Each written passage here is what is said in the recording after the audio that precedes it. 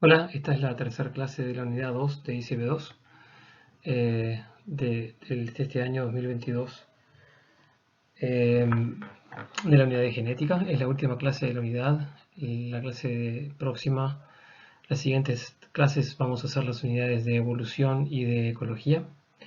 En la semana previa al parcial van a tener una clase de repaso de las unidades 1 y 2, ciclo celular y genética, donde vamos a ver algunos ejemplos de ejercicios de genética que también vamos a estar viendo en el módulo de laboratorio que algunos de ustedes ya están cursando.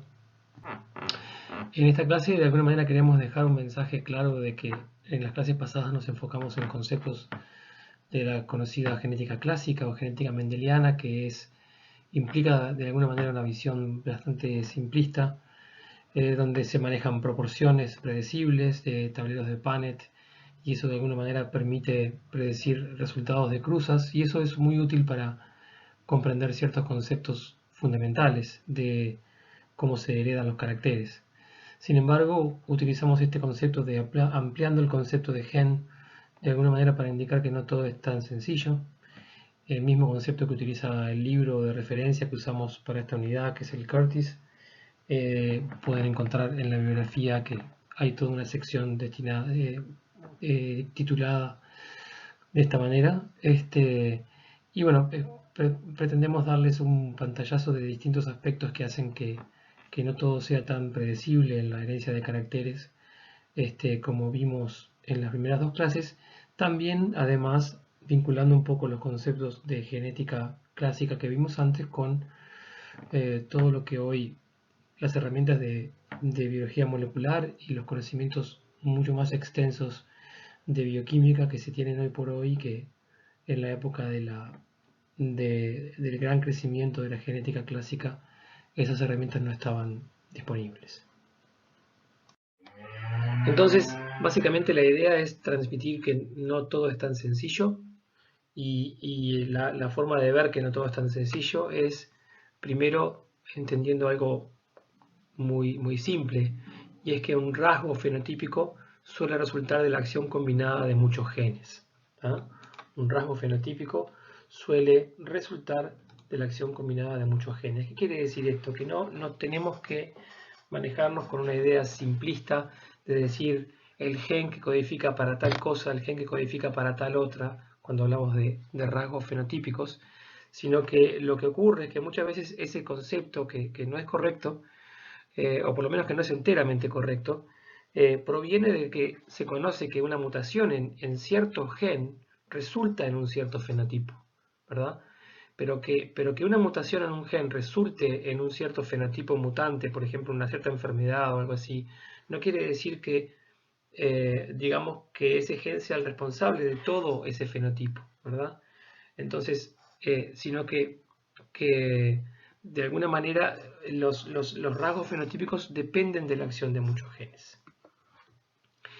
A su vez, también tenemos que no simplificar la idea de que cada gen se asocia a uno y un solo rasgo fenotípico. Eso no es así, sino que un gen puede asociarse a muchos rasgos fenotípicos. Es decir, sí es bastante aceptado, digamos, aunque también se puede ver con cierta flexibilidad, que un gen codifica para una proteína, o por lo menos para una secuencia de aminoácidos determinada. Eso está bien, pero eso no quiere decir que cada proteína, enzima o cada secuencia de aminoácidos se asocia a uno y un solo rasgo fenotípico, sino que un gen puede afectar varios rasgos fenotípicos, y eso es un concepto que se conoce con el término de pleiotropía. Eso, desde el punto de vista evolutivo, tiene alguna implicancia, porque si cada gen solamente se asociara a un solo rasgo fenotípico, de alguna manera uno podría pensar que por selección natural, digamos, se llegaría a una suerte de casi perfección, porque cada gen estaría sujeto a fuerzas de selección. Eso lo vamos a ver igual en la unidad que viene, los conceptos de evolución por selección natural. Pero, o sea, cada gen sería como perfeccionable hasta el final. Pero en realidad eso no es tan así, porque en muchos casos pasa de que un gen que se selecciona, ciertos alelos de un gen que se seleccionan por selección natural en una dirección, esa dirección de selección natural puede también arrastrar otro tipo de efectos de ese gen que quizá puedan no ser tan buenos o tan adaptativos. Entonces, la epitropía es un concepto que también tiene implicancias en estudios de evolución y no solamente en estudios en el área de la genética. Otro concepto bastante importante es que la expresión de un gen en un fenotipo no solamente depende de los alelos, es decir, de la información genética que está representada en ese gen, es decir, de la secuencia nucleotídica que está representada en ese gen, sino que también depende de otros factores que hoy vamos a comentar brevemente. Por ejemplo, de la presencia de otros genes que pueden de alguna manera afectar cómo un cierto gen se expresa, es decir, que la expresión de genes no es independiente de otros genes. A veces se utiliza el término epistasis cuando un gen con una cierta composición de alelos de alguna manera oculta la composición de alelos de otro gen. Epi, lo vamos a ver nuevamente hoy con otro concepto que es el de epigenética. El sufijo epi quiere decir sobre o por encima. ¿Ah? Entonces, algunos genes pueden afectar la expresión de otros genes. Ese es el concepto importante. Pero también hay efectos ambientales que pueden afectar la expresión de genes. Entonces, nuevamente, no nos quedemos con la idea de que la expresión fenotípica de un gen solo depende de los alelos para ese gen, sino que hay otros factores que van a tener también su influencia. Volviendo ahora a esta idea volviendo digamos a los conceptos que vimos en las clases pasadas de genética clásica mendeliana, que tenemos para un cierto genotipo, por ejemplo, para un cierto gen cualquiera. Cuando usamos la letra A o la letra B, simplemente hablamos de un gen genérico, ¿verdad? Que se presenta en forma muy simplificada con dos alelos, un alelo dominante, un alelo recesivo, y que estos diferentes genotipos se asocian a distintos fenotipos. Pongámosle el color de la flor, que puede ser rojo, que puede ser blanco.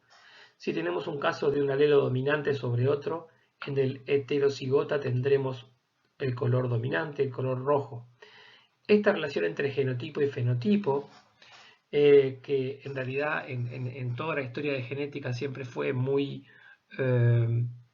muy trabajada, ¿verdad? El fenotipo son las características observables, por lo tanto se podrían observar desde tiempos históricos. El genotipo en realidad podría considerarse como una especie de característica abstracta que surge justamente de experimentos de genética, de los conceptos de Mendel y más adelante de herramientas de biología molecular.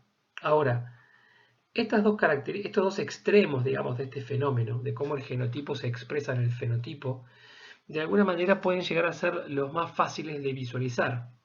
El fenotipo se puede observar, el genotipo hoy por hoy se puede hacer la secuencia del genoma de un individuo con una cierta característica y conocer el, entre comillas, genotipo de ese individuo, en realidad conocer la secuencia nucleotídica de ese individuo para determinada región del genoma. Ahora, este proceso, cuando nosotros vemos, por ejemplo, un color rojo o un color blanco, evidentemente no estamos viendo una secuencia de nucleótidos formando una porción del genoma. No estamos viendo el ADN. Recordemos que el genotipo se expresa, o sea, diferentes alelos se expresan en una proteína. Pero tampoco estamos viendo probablemente, en este caso en particular, una proteína, sino que lo que estamos viendo es un pigmento que puede representarse a través de esta molécula aquí abajo, que es un flavonoide o un tipo de flavonoide conocido como antocianinas o antocianidinas, que son los que determinan los colores de muchas flores. Entonces estamos viendo un metabolito, el producto de un proceso de biosíntesis en el individuo, en este caso en la planta. ¿Cómo vinculamos entonces la presencia o la ausencia de este metabolito con un cierto genotipo? Bueno, ahí justamente es donde aparece algo que puede llegar a ser, en muchos casos lo es, una caja negra. Simplemente no se sabe cómo ocurre, qué es lo que pasa entre estos genotipos y estos fenotipos. En muchos casos sí se sabe, pero esto es entonces conocer qué es lo que pasa, es justamente conocer estos pasos sumamente intrincados del metabolismo para poder llegar de una cierta composición genotípica a un cierto fenotipo que responde, por ejemplo, a la presencia o ausencia de un metabolito. Esto, de hecho, justamente es parte de las diferentes rutas metabólicas para la síntesis de flavonoides, que son este tipo de compuestos. Evidentemente, no pretendemos que esto lo aprendan, pero sí pretendemos que vean la enorme complejidad de un proceso metabólico para llegar a un cierto pigmento que vemos como un color en una flor. Diferentes reacciones metabólicas, podemos asumir que cada una de ellas está asociada a una cierta enzima que facilita esa reacción metabólica. Por lo tanto, cada una de esas enzimas va a estar relacionada a un cierto gen que codifica para esa enzima, ¿sí?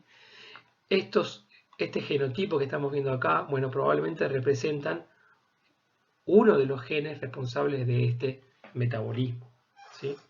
Entonces, este conceptualizar, digamos, que la relación entre genotipo y fenotipo en realidad pasa por una enorme cantidad de pasos intermedios en el metabolismo de un organismo, es bastante importante para sacarse un poco una especie de concepción rígida que proviene de la genética clásica y llevarla a conceptos un poco más modernos, ¿verdad? Y un poco menos deterministas de este vínculo entre genotipo y fenotipo.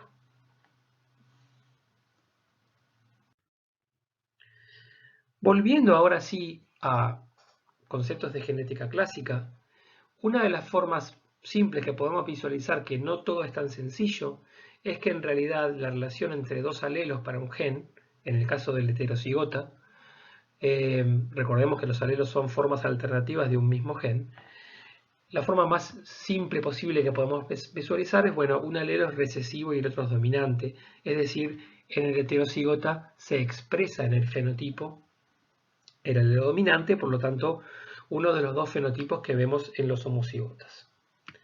Pero eso no siempre es así, y eso ya desde la época de la genética clásica quedaba claro que no siempre era así.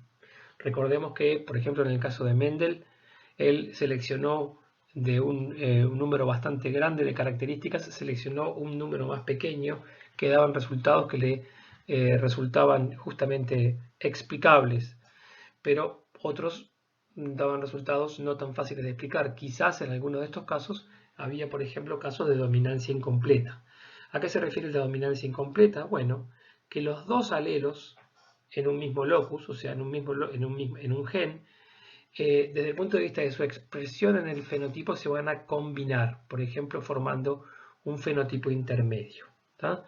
Los dos alelos, en vez de ser uno dominante y otro recesivo, se dicen que presentan dominancia incompleta si lo que se presenta en el fenotipo es un fenotipo intermedio.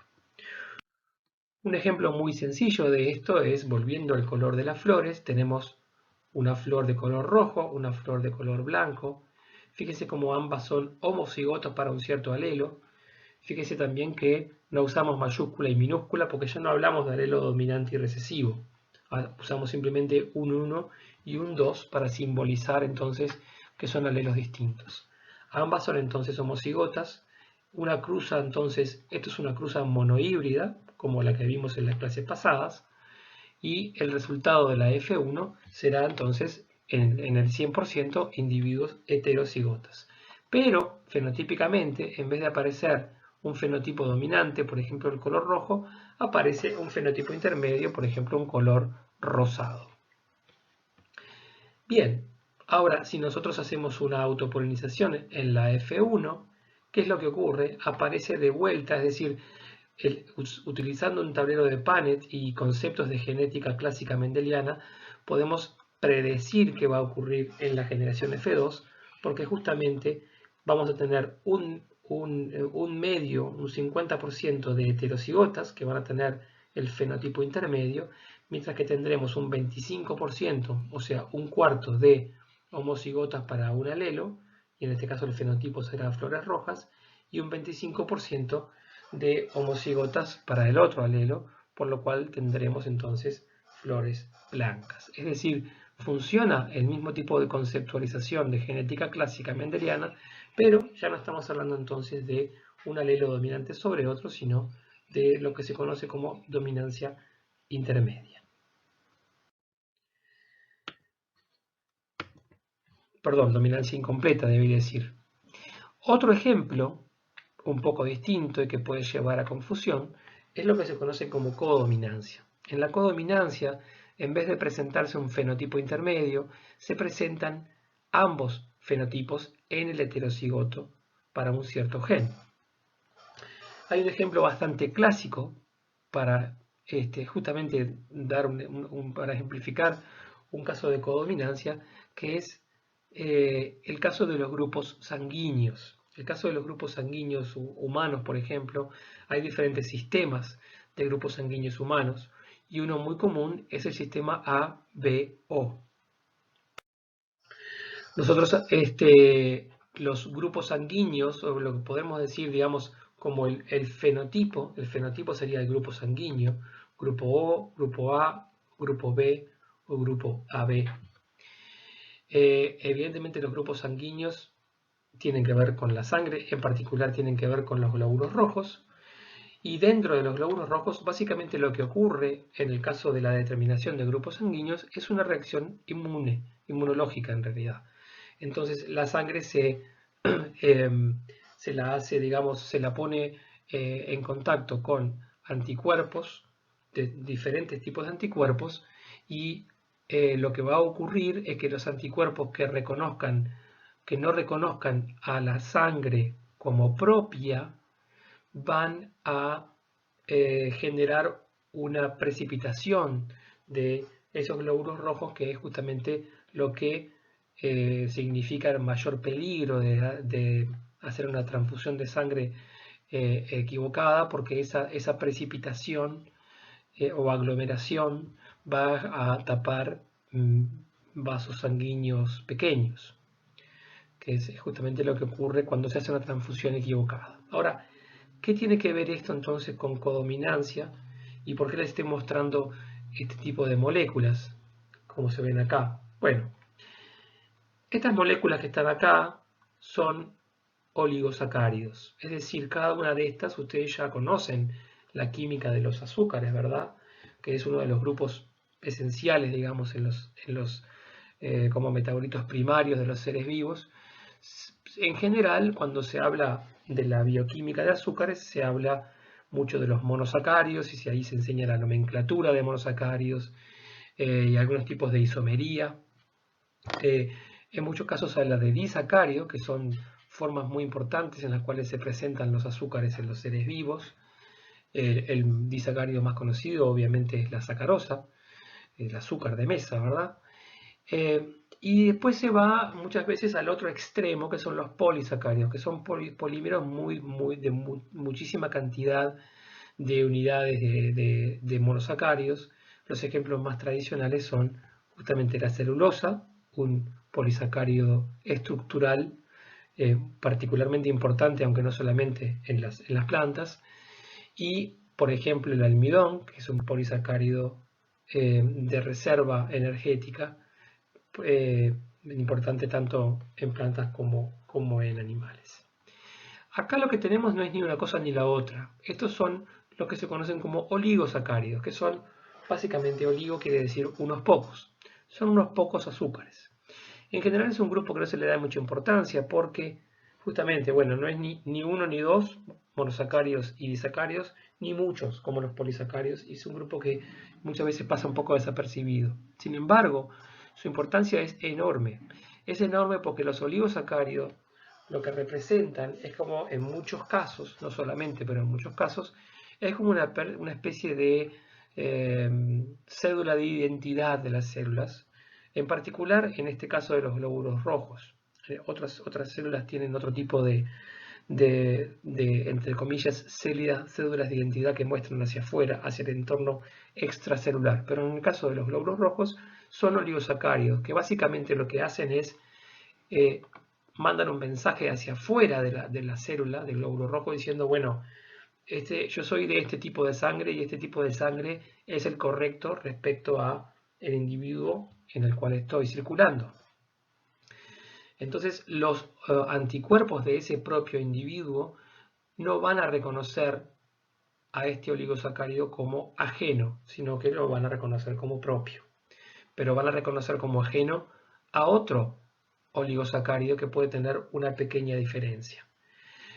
¿Cuál puede ser esa pequeña diferencia? Bueno, fíjense cómo tenemos en la sangre de tipo O, que corresponde a un genotipo homocigota para un cierto alelo, que se representa con I minúscula, tiene un cierto oligosacárido, acá representado con 4 unidades de monosacáridos, N-acetilglucosaminas, fucosa y galactosa.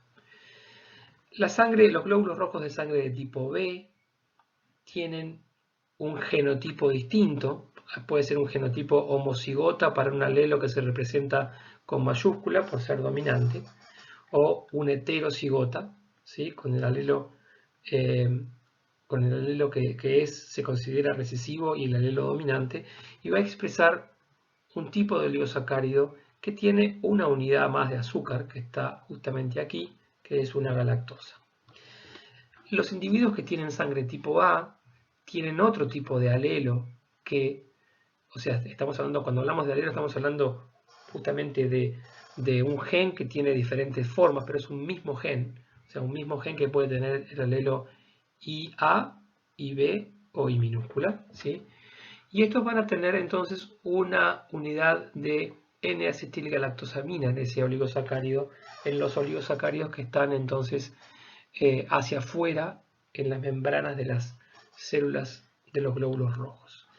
El AB, justamente, es el heterocigota, tiene oligosacáridos de ambos tipos, correspondiente al A y el B. Entonces, este tipo de información que sale hacia afuera de los glóbulos rojos es la información que distintos anticuerpos de distintos individuos van a reconocer como sangre propia o ajena. Y entonces por eso es que en el caso de un individuo que es AB, sus anticuerpos van a detectar como sangre propia a todas las demás. ¿Sí? Por eso es un receptor universal de sangre. Mientras que un individuo que tiene sangre O va a reconocer como ajena a todas las demás y por eso es entonces un donor universal, pero solamente puede recibir sangre de su mismo tipo. Entonces, ¿por qué esto es un ejemplo de codominancia? Bueno, porque acá tenemos distintos alelos para un mismo gen que se representan con estas letras, ¿sí? Y tenemos un ejemplo en el que en el heterocigota que se corresponde con un fenotipo de tipo sanguíneo AB, se expresan ambos alelos, ¿tá? Se expresan ambos alelos en el heterocigota y por eso es que se utiliza como un ejemplo de codominancia. Quizá no un ejemplo muy sencillo, pero de todas maneras es un buen ejemplo. Pero además es un buen ejemplo en el que ustedes pueden ver cómo para un mismo gen no podemos tener el concepto de que solamente existen dos alelos, por ejemplo, A grande, A chica, sino que para un mismo gen pueden existir una enorme diversidad de alelos. Entonces, para un mismo individuo, evidentemente, si ese individuo es diploide, para un mismo gen va a haber un máximo de 2 alelos. Pero cuando vamos a ver a muchos individuos, una población, bueno, para ese mismo gen podemos encontrar distintos alelos, Algunos alelos van a ser más frecuentes que otros a nivel de una población. Bien, entonces, vimos un ejemplo entonces de que cuando tenemos para un mismo gen dos alelos en un mismo individuo, puede haber una relación de dominante recesivo, pero también puede haber una relación de dominancia incompleta o de codominancia. Pero la expresión fenotípica no solamente depende de los alelos de un único gen, sino que, como ya estuvimos un poco comentando, va a depender de la interacción probablemente de muchos genes. Vamos a ver un ejemplo simple que nos explica esto. Tenemos acá una cruza entre dos flores blancas, homocigotas para dos genes.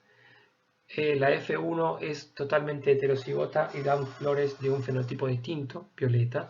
Y cuando hacemos una cruza una autopolinización de la F1, encontramos unas proporciones, digamos, de flores fenotípicamente violetas y blancas que no son muy fácilmente explicables según los conceptos de genética mendeliana clásica que estuvimos viendo en las clases pasadas. Bueno, acá lo que está pasando entonces es que si nosotros miramos en detalle cada una de estas flores, de los genotipos asociados a estas flores blancas, vamos a ver que al menos uno de los dos genes, está presente en forma homocigota recesiva. ¿Tá?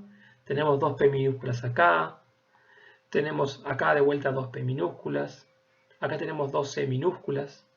En todos los casos donde tenemos un color violeta, vemos que al menos hay uno de los alelos dominantes para ambos genes C y P, como está presente aquí.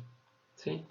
¿Cómo podemos explicar eso? Evidentemente, entonces, los distintos genotipos para dos genes como que de alguna manera interactúan entre sí.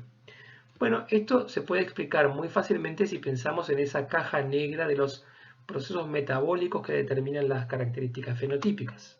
Por ejemplo, imaginemos una situación hipotética, tenemos un metabolito A de color blanco, no estamos hablando acá de un gen o de una proteína, sino de un compuesto pequeño que es un precursor, por ejemplo, de un cierto flavonoide que es coloreado. Entonces, ese compuesto A, que es de color blanco, requiere de varios pasos metabólicos para llegar a un compuesto C, que es de color violeta y que lo vemos entonces en la flor de color violeta. Cada uno de estos pasos metabólicos, como decíamos antes, va a requerir de distintas enzimas y cada una de estas enzimas requiere de un gen codificante, ¿sí? Entonces lo que ocurre es que distintos genotipos para esos genes codificantes van a resultar en enzimas funcionales, por lo tanto este proceso metabólico va a ocurrir sin ningún problema. Pero cuando tenemos uno de los dos genes que presenta, por ejemplo, alelos mutantes recesivos, en condición de homocigota se van a expresar, y cuando decimos expresar, ¿a qué nos referimos? Bueno, va a estar ausente esta enzima 1 o no va a ser funcional. Puede haber, por ejemplo, un cambio en la secuencia nucleotídica, en esa mutación, que resulta en un cambio en la secuencia de aminoácidos, que resulta en una proteína que desde el punto de vista de su función como enzima ya no es funcional. Por lo tanto, esta transformación de A en B se va a ver interrumpida. Acá tenemos otro gen que en realidad está presente con alelos normales, digamos, funcional. La enzima es funcional, pero al no estar el precursor sobre el cual ocurre esta reacción metabólica, el compuesto final no se va a formar. Lo mismo ocurre en el caso inverso. Podemos tener entonces que se forma el compuesto B, pero que no se forma el compuesto C. Acá tenemos entonces un ejemplo un poquito, de alguna manera, simplificado, pero que ocurre en la realidad, se puede obtener resultados de cruzas de este tipo, que explica por qué entonces, de alguna manera, algunos genes interactúan con otros genes en el resultado final de la expresión de un cierto fenotipo, ¿sí? Y también ver el ejemplo entonces de que cómo un cierto fenotipo en realidad puede depender de la acción combinada de varios genes, en este caso dos, pero pueden ser muchos más. Veamos otro ejemplo, en este caso con la mosca condrosófila. Tenemos el ejemplo acá de ojos rojos, que recordamos en la clase pasada dijimos que era el fenotipo silvestre, o sea, la mosca normalmente tiene ojos rojos, y que aparecieron algunos mutantes de ojos blancos que se utilizaron justamente en los primeros casos de cruzas de drosófila para ver, fue así como se descubrió entonces la herencia ligada a los cromosomas sexuales. Pero en este caso, lo que estamos viendo aquí son distintas mutaciones en diferentes genes, distintas mutaciones recesivas que resultan de distintos genes que todos participan por ejemplo, en una secuencia metabólica para dar el pigmento que resulta en los ojos rojos.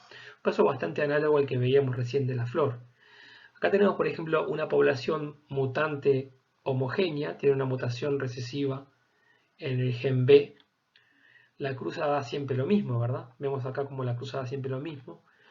Y lo mismo tenemos otra mutación, otra población que tiene una mutación que resulta en el mismo fenotipo, ojos blancos, pero que es una mutación en otro gen. ¿no? O sea, de vuelta el concepto de que no tenemos cada gen y un único gen asociado a un único fenotipo, sino que podemos tener distintas mutaciones en distintos genes que me resultan desde el punto de vista de lo que yo veo, el fenotipo que es el color de ojos, me resultan en lo mismo, simplemente una mosca de color de ojos blancos. Ahora, cuando hago una cruza entre este individuo, y acá ustedes pueden practicar de hacer el tablero de Punnett de esta cruza, que no está en la diapositiva, para ver entonces cuáles son los gametos resultantes de este individuo, pongámosle que este es el macho, cuáles son los espermatozoides desde el punto de vista del genotipo para estos dos genes A y B, cuáles son los genotipos de los óvulos, en el caso de la hembra, entonces para estos dos genes A y B, y por qué es que resulta de esa cruza, toda la cruza va a ser heterocigota para ambos genes. ¿Y qué es lo que vemos en el fenotipo? Vemos moscas de ojos rojos. ¿Por qué? Porque los diferentes pasos metabólicos para generar el pigmento que me produce ojos rojos van a poder cumplirse porque tenemos al menos un alelo silvestre para el alelo silvestre para cada uno de estos genes, ¿sí? Esto muchas veces se conoce como prueba de complementación, es decir, si nosotros tenemos moscas mutantes, ¿sí? En un cierto gen y lo que vemos es el fenotipo y tenemos moscas mutantes que vemos el mismo fenotipo, este tipo de cruza o de prueba de complementación nos puede indicar si la mutación de cada una de esas moscas es en un mismo gen o en genes distintos, y a pesar de que resulten en un mismo fenotipo. Bien, veamos ahora otro tipo de ejemplos en los cuales podemos ver que la relación entre genotipo y fenotipo no es muy directa y en muchos casos no es para nada fácil de entender o para nada fácil de predecir en comparación con lo que estuvimos viendo en las primeras dos clases de genética mendeliana más clásica. El color, por ejemplo, de los morrones, también depende de pigmentos. Y esos pigmentos, por supuesto, tienen que no solamente sintetizarse, sino que esos pigmentos también, en este caso son carotenoides, sino que esos pigmentos también pueden variar, por ejemplo, en su concentración, y eso va a variar en el color que resulta en lo que nosotros podemos observar. O sea, pueden estar en concentración normal o en concentración más baja.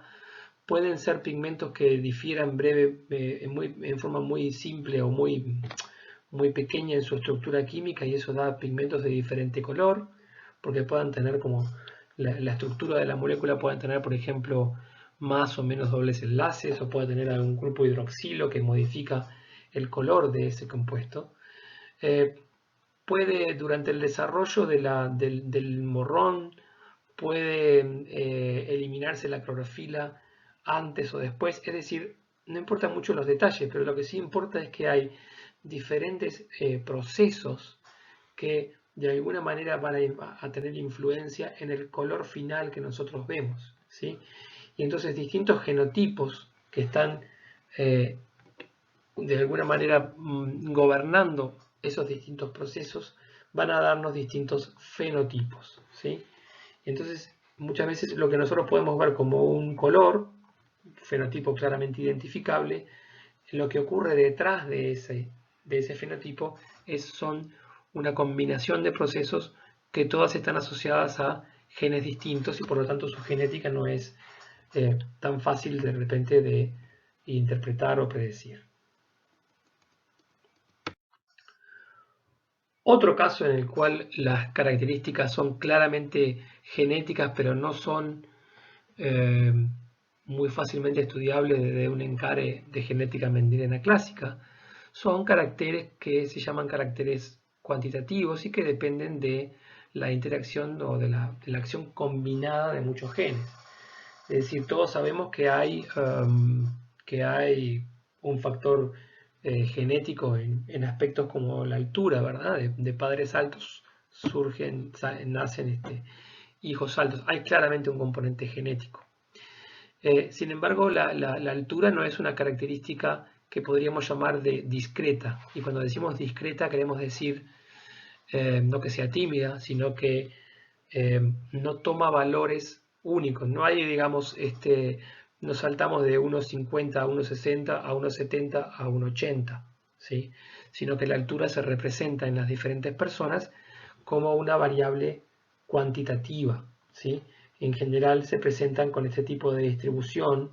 Si nosotros vemos la altura de, hablemos por ejemplo de un sexo, hombres o mujeres, no importa, y la frecuencia o el porcentaje, vemos que se presenta de una manera que no es discreta. No tenemos lo que serían barras acá, donde veríamos solamente ciertas alturas, sino que hay personas en distintas alturas que se van presentando pequeñas variaciones, un promedio en donde donde cae alrededor de ese promedio la mayor parte de las personas, y luego personas que caen más hacia los dos extremos de esta curva. Bueno, esta típica característica es hereditaria, por lo tanto tiene que tener un componente genético, ¿sí? Pero no es tan fácil de estudiar desde el punto de vista de los tableros de Punnett o de la genética clásica que vimos en las primeras dos clases, ¿tá? Entonces esta característica presenta variación continua en la población, representan efectos acumulativos de muchos genes y además tienen la influencia del ambiente, por lo tanto eso le agrega una cierta variabilidad, lo cual resulta en este tipo de variación continua de esta característica en una población. Otro aspecto que también nos aleja de la genética clásica mendeliana es la herencia citoplasmática o herencia maternal. Para entender esto, tenemos que recordar que en la fecundación de un óvulo por un espermatozoide, recordemos que el óvulo tiene, por supuesto, sus cromosomas, un juego de cromosomas, un juego haploide, como ya vimos, pero además es una célula que tiene una cantidad importante de organelos, ¿sí? De ahí, de alguna manera, los óvulos, por eso son mucho más grandes los óvulos que los espermatozoides. De hecho, la definición biológica del término hembra es justamente el sexo que produce los gametos más grandes. La definición biológica del concepto de macho es el sexo que produce los gametos más pequeños. La inversión entonces de la hembra en sus gametos es mayor porque justamente tiene una enorme cantidad de organelos. Entre esos organelos hay organelos que tienen su propio ADN. Como seguramente ya vieron en ICB1, tanto las mitocondrias como los cloroplastos son organelos membranosos, o sea, están delimitados por una doble membrana. Son organelos que tienen que ver con el metabolismo energético en células eucariotas y tienen su propio ADN, tienen un genoma muy pequeño. En el caso de las mitocondrias, por ejemplo, se puede simbolizar de esta manera como ADN mitocondrial. La MT quiere decir, indica que es el ADN mitocondrial. En el caso de este tipo de ADN, no tenemos pares homólogos, no tenemos ploidía de alguna manera, o sea, son haploides, tienen una única copia y son cromosomas también con una diferente estructura que se asemejan mucho más a los cromosomas bacterianos que a los cromosomas de células eucariotas. Justamente de ahí proviene el concepto que fue muy innovador en la biología, y es que las células eucariotas entonces evolutivamente provienen originalmente de células que se comieron, para hablar mal y pronto, a una célula bacteriana y que de ahí establecieron una relación de simbiosis. Y entonces esas células bacterianas podrían ser los ancestros de mitocondrias y cloroplastos. Pero volviendo al tema de genética, entonces, al tener su propio ADN, entonces hay algún tipo de herencia de algunas características que no tienen nada que ver con el ADN nuclear, con el ADN de los cromosomas que están en el núcleo. Ese ADN nuclear se hereda en forma pareja, digamos.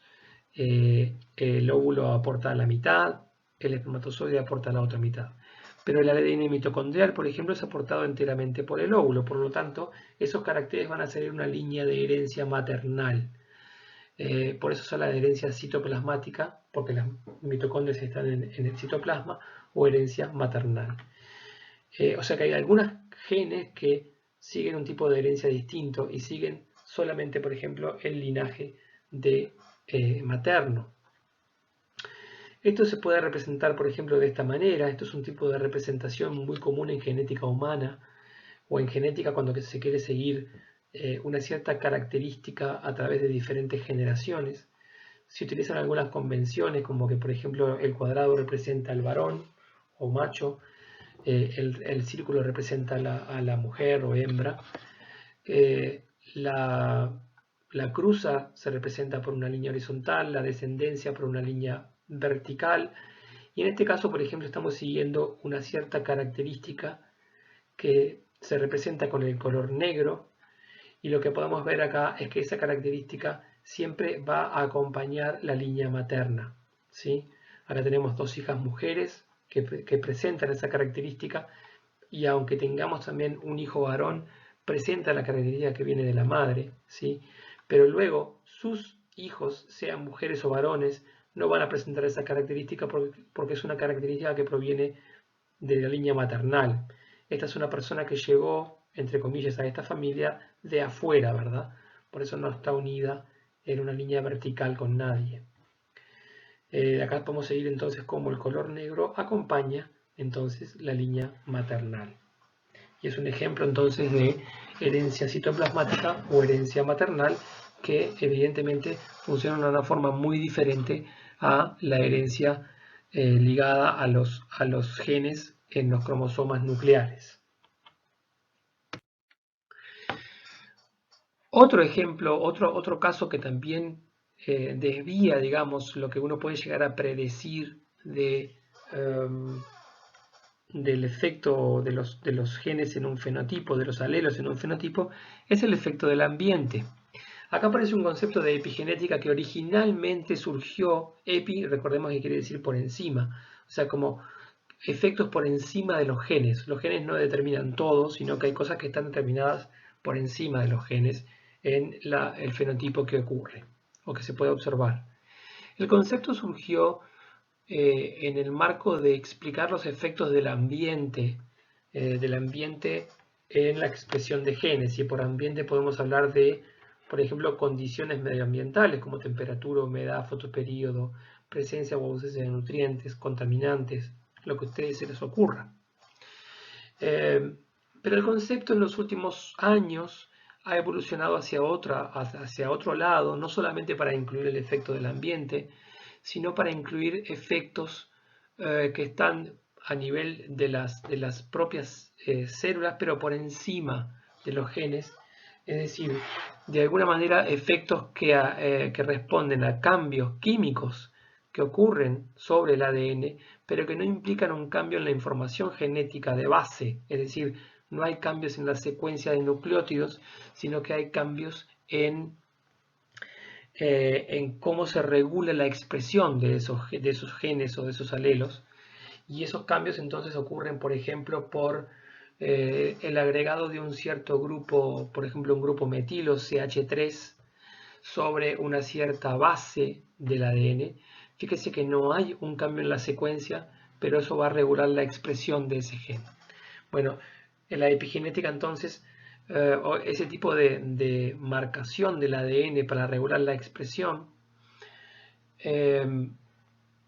es hoy por hoy con lo que más se asocia a la epigenética, con factores por encima de las secuencias de ADN, ¿sí? O sea, por encima de la información genética de base, factores que afectan la expresión de esos genes. Y se puede agregar un poco más, porque son factores que antes se consideraba que se reseteaban de alguna manera en cada generación. Entonces no eran factores heredables en sí mismos. Pero, hoy por hoy se sabe que no es tan así y que, por ejemplo, poblaciones que sufrieron una gran hambruna, ¿sí?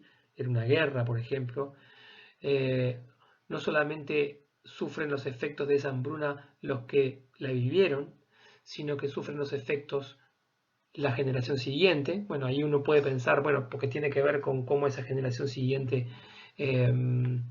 los efectos de cómo fue gestada esa generación siguiente, pero también la siguiente, es decir, hay eventos en los individuos que generan cambios en la regulación de la expresión génica.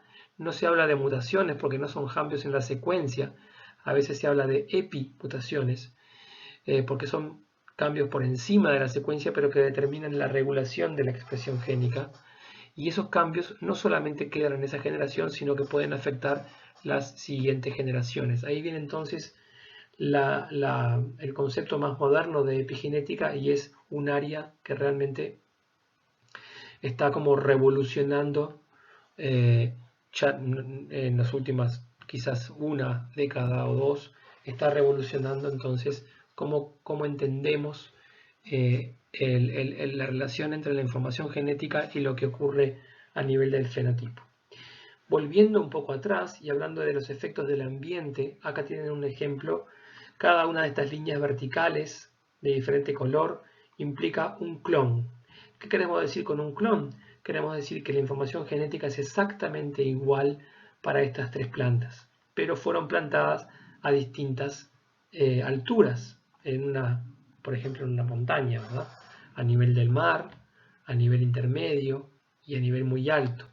Las condiciones acá evidentemente van a cambiar mucho, disponibilidad de oxígeno, presión atmosférica, y lo que vemos aquí, estos son distintos clones, cada uno son distintos clones, ¿verdad? Pero la línea vertical es el mismo clon. Vemos que el fenotipo cambia en forma dramática y cambia en forma diversa, ¿sí? Entonces acá vemos cómo el ambiente afecta la expresión de un genotipo, pero además en el caso de distintos genotipos lo afecta en forma diferente. Algunos clones van a tender a generar más altura en alturas intermedias, otros generan muy poco desarrollo de la planta en alturas intermedias. O sea, el efecto del ambiente queda bastante claro en esta figura cuando entendemos que genéticamente estas tres plantas o estas tres plantas o estas tres plantas son idénticas. Pero volviendo al concepto más moderno de la epigenética justamente se usa para intentar explicar por qué en gemelos idénticos que comparten el 100% de su información genética podemos tener situaciones fenotípicas muy diversas, por ejemplo la presencia de un cáncer en uno y no en otro, ¿verdad? Hay casos bastante conocidos, y esto tiene que ver entonces con efectos epigenéticos, o sea, efectos sobre la regulación de los genes. De estos efectos epigenéticos, uno de los más conocidos es el que se conoce como justamente la metilación del ADN, o sea, el agregado, como les comentaba antes, de un grupo metilo que genera cambios en la expresión de los genes. Pero no son los únicos, también hay otros cambios a otros niveles que generan efectos en la regulación de la expresión génica, que es lo que se conoce entonces como efectos epigenéticos.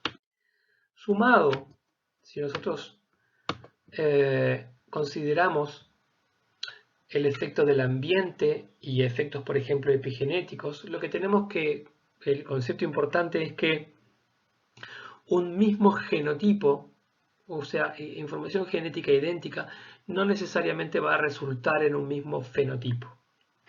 O sea, no hay que verlo desde ese punto de vista tan determinante o tan determinista. tanto por el efecto del ambiente como por el efecto de la regulación de la expresión de esos genes, o sea, efectos epigenéticos. Entonces, por ejemplo, todos estos óvalos representan individuos con un mismo genotipo para una cierta característica, y los colores representan el fenotipo. Vemos que en algunos casos se presenta el fenotipo esperado, y en otros casos no. En estos casos se habla de penetrancia incompleta en una población, o sea, un mismo genotipo se va a expresar en un cierto porcentaje de individuos, pero no en el 100% de los individuos. También puede pasar que un mismo genotipo se exprese en forma variable, y ahí es cuando aparece el concepto de expresividad variable de un genotipo. Cuando nosotros sumamos penetrancia incompleta y expresividad variable, lo que tenemos es que para un mismo genotipo, cuando vamos a ver el fenotipo asociado en distintos individuos, vemos una enorme variabilidad.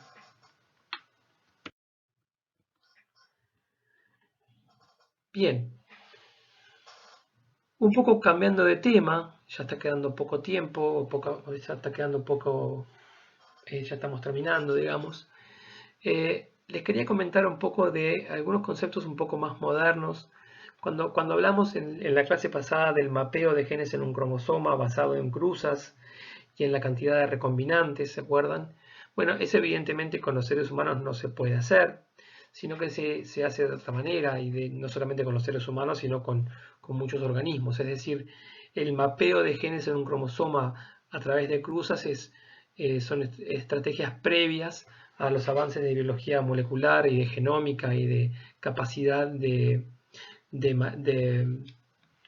establecer la secuencia de un genoma, que hoy por hoy es algo muy, muy fácil de hacer. Entonces hoy aparecen otro tipo de formas de asociar una cierta característica a una cierta región del genoma. Una de esas formas son los llamados SNPs. Esa es la pronunciación que se le suele utilizar. SNPs, SNP, en el plural SNPS, proviene del inglés Single Nucleotide Polymorphism, o sea que podríamos traducirlo como polimorfismo de un solo nucleótido.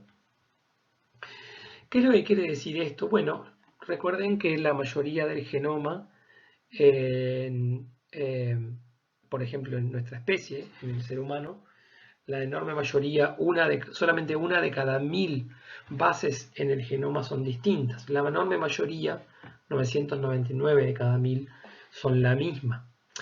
Entonces, bueno, más allá de que pueda haber efectos nuevamente epigenéticos que determinen la variabilidad en ciertas características, hay esas 1000 que cambian, digamos, suelen no ser cualquiera, sino que suelen haber posiciones en el genoma, y en muchos casos son posiciones no codificantes, posiciones determinadas en el genoma que presentan una alta variabilidad entre distintos individuos. Acá estamos representando una secuencia nucleotídica y representamos acá una posición que es justamente un SNP, es como una especie de bandera, en donde hay una alta variabilidad entre individuos. Por eso se habla de polimorfismo, muchas formas, en un único nucleótido, ¿sí? Y ahí viene el concepto del SNP.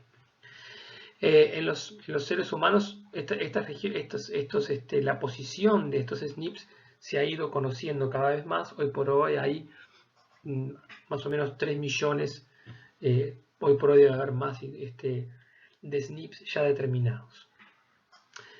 A pesar de que muchos de estos SNPs no son codificantes, o sea, no pertenecen a genes codificantes para una cierta característica, por el mismo concepto que vimos en la clase pasada de la recombinación y la dependencia de la mayor o menor probabilidad de recombinación durante la formación de gametos en la meiosis, que depende justamente de la distancia entre, por ejemplo, dos genes cualesquiera en el genoma. Básicamente el concepto que es importante retener es que en dos lugares determinados del genoma, cuanto más cerca estén esos dos lugares, por ejemplo, dos genes que estén muy cerca uno de otro, o simplemente dos secuencias nucleotídicas, aunque no sean genes, que estén muy cerca uno de otra, van a tender a heredarse generación tras generación juntas, porque las probabilidades de que recombinen durante la meiosis son bajas, ¿sí? Ese concepto, que es el mismo concepto que se aplica a el mapeo de genes en un cromosoma que vimos en la clase pasada, puede aplicarse de otra manera. Por ejemplo, si tenemos diferentes individuos que presentan una cierta, pongámosle, enfermedad de tipo genético, y se puede secuenciar el ADN de esos individuos, y se puede ver que todos presentan, digamos, uno de estos SNPs, siempre la misma base, ¿sí? ¿Qué quiere decir? ¿Que esa base está presente en un gen importante para esa característica? No, no necesariamente, pero sí quiere decir que el gen responsable para esa característica probablemente esté cerca de donde está esa base. Por eso decimos que funcionan como banderas o marcas. Fíjense un poquito más llevado al detalle. Acá tenemos un cromosoma, acá tenemos la secuencia nucleotídica en ese cromosoma. Fíjense como la mayoría de las bases son las mismas. Cada uno de estos cromosomas está, corresponde a un individuo. No son cromosomas, no son distintos cromosomas dentro de un mismo individuo, sino que es el mismo cromosoma en distintos individuos. No se confundan por ahí. Entonces, las secuencias van a tender a ser las mismas, salvo en los SNPs, donde hay una alta variabilidad. Nuevamente, estos SNPs no tienen por qué estar en zonas codificantes para proteínas. Pueden estar en zonas no codificantes, pero presentan alta variabilidad. Si solamente tomamos en cuenta ahora los SNPs, podemos generar entonces secuencias ignorando todas las que son iguales, secuencias que tengan una alta diversidad entre individuos. Y acá es donde aparece entonces el concepto de haplotipos. Distintos individuos presentan distintos haplotipos. Y este tipo de banderas entonces banderas o mojones en el genoma, se pueden utilizar en lo que en un área que se conoce como bioinformática, se pueden utilizar entonces para vincular ciertas características fenotípicas, pongámosle enfermedades, con diferentes regiones del genoma, ¿sí? Pero, por ejemplo, ustedes seguramente hayan escuchado hablar de que a través de nuestro ADN se nos puede decir que tenemos una cierta ascendencia, pongámosle africana, o de oriental, o de vikinga, qué sé yo, ese tipo de cosas. Bueno, esto también tiene que ver entonces con el concepto de haplotipos, ¿sí? Y de que los haplotipos, digamos, que están vinculados entre sí a nivel, en distintas generaciones, a nivel de alguna manera evolutivo, van a tender a ser los mismos, ¿sí? Eso entonces es cómo se pueden utilizar esta idea de los SNPs para, entre comillas, mapear genes en cromosomas humanos con una metodología más moderna que la utilizada en las cruzas que vimos en la clase pasada. Volviendo, ya casi terminando, volviendo a esta idea de cómo vincular la genética clásica con lo que puede ser biología molecular. Bueno, veamos acá una cruza,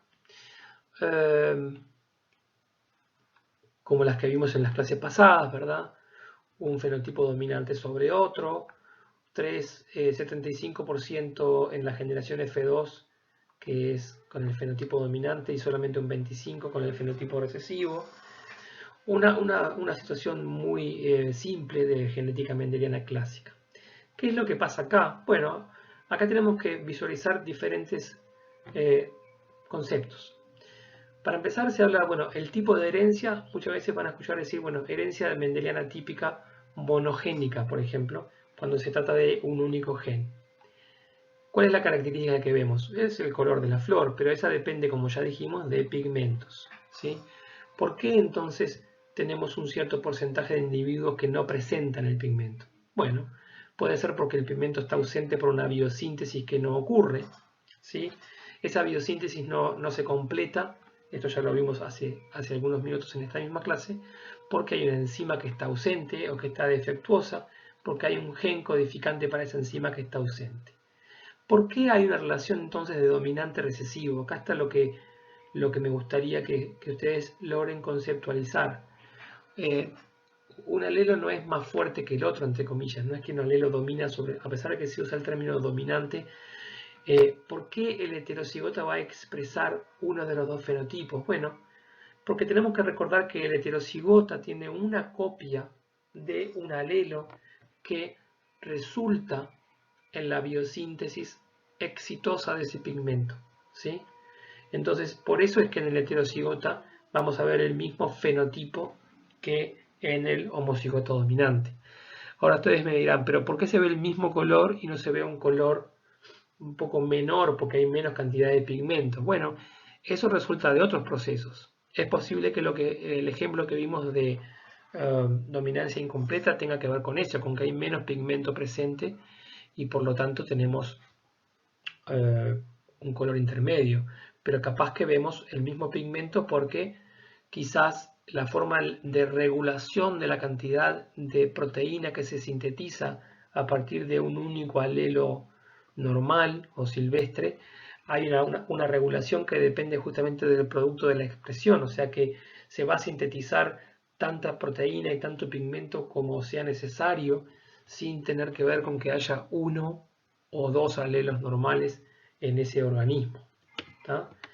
Entonces, este tipo de dominancia, como vemos acá en forma simplificada en genética mendeliana típica, podemos llevarla a un concepto un poco más moderno, y es, por ejemplo, que tengamos un caso típico que se conoce como pérdida de función, ¿tá? Una mutación de pérdida de función. ¿Qué quiere decir? Bueno, tenemos acá un gen con el alelo silvestre, normal, funcional, que el producto de ese gen es una cierta proteína, que la simbolizamos con estos puntitos, ¿sí? Acá tenemos un individuo entonces homocigota dominante para ese gen. Acá tenemos un individuo que presenta una mutación. La mutación es tal que la proteína no se sintetiza, ¿sí? Y acá tenemos un caso entonces de una pérdida de función. ¿Cuál es la función que se perdió? Se perdió la función de sintetizar esta proteína y la función que hacía esta proteína. Entonces, ¿qué es lo que pasa en el heterocigota? Bueno, tenemos aún un alelo que es lo que visualizamos como alelo dominante, un alelo normal que sintetiza la proteína. Si la regulación de cuánta proteína se sintetiza depende justamente de la cantidad de esa proteína, lo que vamos a ver en la cantidad de esa proteína va a ser la misma en esta situación que en esta situación, ¿sí? Entonces, porque el gen se va a regular de forma tal que va a expresar tanta proteína como la célula necesite, provenga de uno de los alelos o provenga de los dos. Entonces, acá tenemos un ejemplo de por qué esto puede llegar a ser dominante, pero explicado en forma un poco más clara, digamos, en cuanto a la forma en la que funcionan los genes en la expresión de las proteínas y las proteínas a su vez en la expresión de un cierto fenotipo. Para ver otro ejemplo, hay una enfermedad monogénica, o sea, una enfermedad vinculada a un único gen, por lo menos no vinculada a un único gen, pero que en muchos casos de esa enfermedad se asocia a un gen determinado que es defectuoso. Esta enfermedad es la fenilcetonuria, ¿sí? Y se habla de que es una enfermedad autosómica recesiva. ¿Qué quiere decir autosómica? Bueno, que ocurre en un autosoma, no en un cromosoma sexual, y que es recesiva, ya sabemos lo que es. Y es un caso típico de pérdida de función, pero que se conoce en mucho detalle. La enfermedad proviene de una deficiencia de una enzima que se conoce como fenilalanina hidroxilasa. Es una enzima que transforma a la fenilalanina, que es un aminoácido, en otro aminoácido que es la tirosina. ¿Cómo es esa transformación desde el punto de vista químico? Bueno, lo podemos ver acá. Hay una hidroxilación de la fenilalanina y de ahí el nombre, fenilalanina hidroxilasa. Esta enzima fenilalanina hidroxilasa es la que no funciona en el caso de una persona enferma con fenilcetonuria. Pero como resultado, el resultado dañino podría ser la ausencia de tirosina, pero en realidad en este caso responde a un exceso de fenilalanina. Se acumula fenilalanina demasiada fenilalanina y eso entonces resulta en un cierto problema de desarrollo del sistema nervioso. Ahí tenemos entonces lo que podríamos decir, bueno, el efecto de la enfermedad es un retardo mental, un problema de desarrollo del sistema nervioso, pero podemos ir hacia atrás y ver un poco más en detalle de dónde viene. Esto responde a una mutación en un locus que hoy se conoce exactamente dónde está, de un gen que codifica para esta enzima, para la fenilalanina hidroxilasa. Sí, ocurre en el genoma humano en el cromosoma 12. Entonces, tenemos un ejemplo de pérdida de función. Por lo tanto, en el heterocigota habrá un alelo normal que se expresa apropiadamente en la fenilalanina hidroxilasa. Por lo tanto, esta reacción va a ocurrir normalmente y por lo tanto esa persona va a ser portadora de la mutación, pero no va a presentar la enfermedad. Ahí es cuando aparece el concepto de portador sano y sobre todo es un concepto muy claro, o un ejemplo muy claro, perdón, en un típico ejemplo de pérdida de función, mutación con pérdida de función, y explica por qué es recesivo. Solamente el individuo homocigota para esa mutación no va a sintetizar la enzima correspondiente y por lo tanto se va a manifestar la enfermedad recesiva en el homocigota y no en el heterocigota. ¿Sí? Un ejemplo contrario y mucho menos común que la pérdida de función es la ganancia de función, una mutación que implica una ganancia de función. Se habla a veces de carácter dominante defectuoso. ¿Qué quiere decir esto? Bueno, que la mutación, en vez de ser recesiva, por ser una pérdida de función, como vimos recién, es dominante sobre el alelo normal. Eso puede ser por diferentes motivos. Acá tenemos de vuelta el mismo tipo de diagrama. El individuo homocigota para el alelo normal, que no presenta ninguna enfermedad. El individuo homocigota para el alelo mutante, que acá fíjense que sintetiza una proteína, pero es una proteína diferente, ¿sí? Una proteína que puede llegar a ser, por ejemplo, puede cumplir una función que no está regulada. ¿Se acuerdan cuando vimos en la unidad 1 el control del avance del ciclo celular? Bueno, había chances de que ese control en alguna de las proteínas señalizadoras intracelulares se entreverara, digamos, ese control, y ahí teníamos entonces células que iban a dividirse sin ningún tipo de control del organismo, por ejemplo, células cancerosas. Eso puede ocurrir entonces porque haya una mutación que implique la síntesis de proteínas que no responden a ningún control, sino que están siempre activas, o que interactúan con las proteínas normales para formar dímeros que los inactivan, diferentes formas, pero ¿cuál es el resultado final? Que en el heterocigota, ¿sí?, la mutación domina sobre el alelo silvestre. Y acá tenemos entonces un ejemplo no de pérdida de función, sino de ganancia de función. Una ganancia de una función que obviamente no es deseable. Algunos genes vinculados a cánceres, por ejemplo, funcionan por este tipo de mecanismo y por eso son dominantes. El enanismo, un tipo de enanismo, también es dominante. Son ejemplos concretos de este tipo de mutaciones con ganancia de función.